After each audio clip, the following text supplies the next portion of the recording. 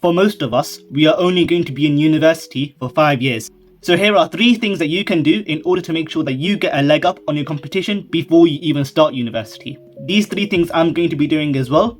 Numero uno. Do your research.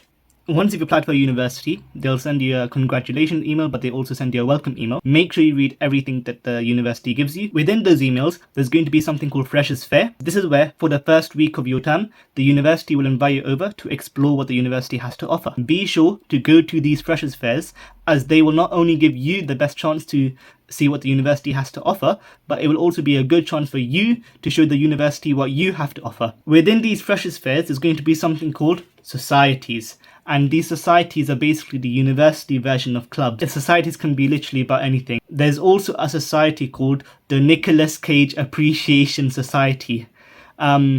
Universities offer so many societies, from the weird, the wacky, and the wonderful. So be sure to look around and see what society interests you. And make sure that you join at least a couple. You don't want to be that loner that just doesn't go to any society. University isn't just about studying, it's about finding connections. And there's no way for you to find connections if you're just going to be huddled up in your room studying all the time. Society listings are available on the university website, so you can go on there and search for all the societies that the university may have if you want to research even beforehand before you go to the Freshers Fair. Personally, for me, I'm going to join the Islamic Society and the Table Tennis Society. If you really want to do this, what you can do is you can within all the societies pages, they're going to have emails for like any inquiries or maybe even phone numbers. So what you can do, you can contact the societies directly and ask them any questions you may have. This allows you to ask for advice as a new student, find out what's useful to know in advance, and you can get tailored tips to whatever degree that you're doing.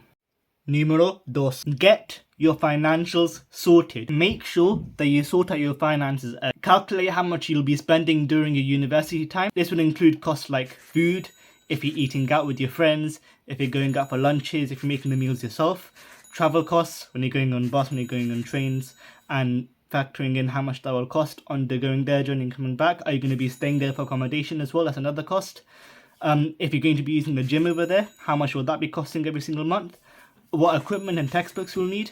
That will also be a big price, even though it's just a one-time purchase. So every single thing like this, just make sure that you know, calculate what you're going to be spending, and make sure that you are earning enough, or you're able to get that money from somewhere in order to pay everything that you need to pay. Once you figure out how much your expenses will cost, you'll be able to see, oh, hang on a minute, I might need part-time tutoring, or I might need to do some job or something in order to balance out those costs. If you are going to email, as I said in the first point, try to email as many societies as possible, just to be able to talk to the students and whatever.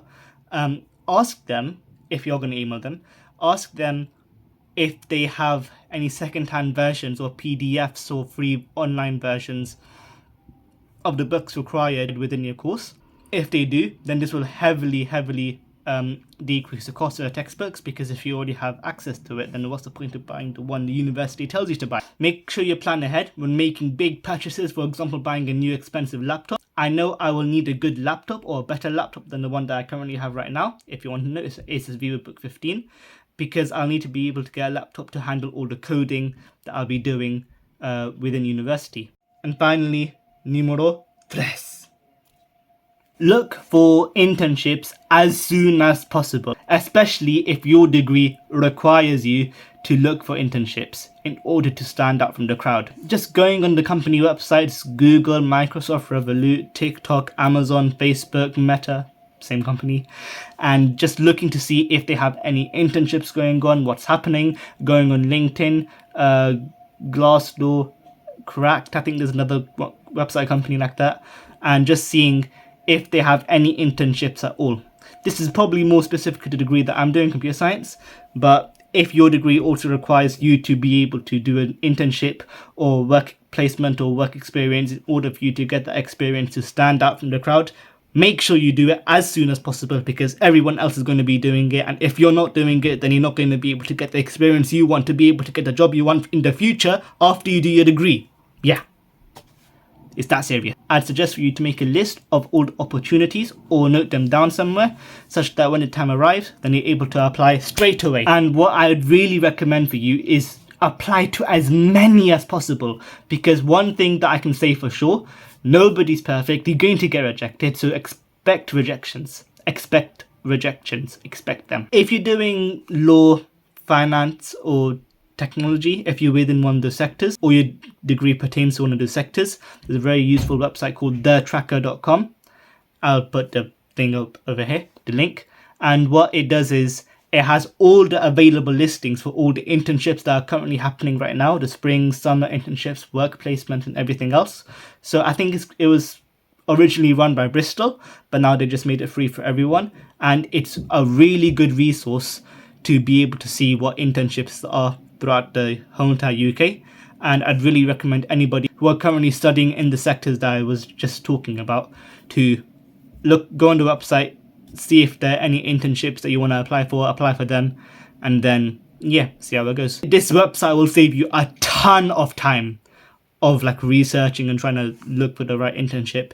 This website does all of that for you. So the only thing that you need to do is actually just apply for the internships instead of looking for them. Those are the 3 things that you can do in order to help you get a leg up on your competition. If there was any information or anything that helped you out in this video, I'd really like it if you gave me a follow or if you gave me subscribe.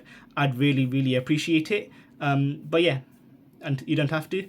And I'll probably see you again because that's how the YouTube algorithm works.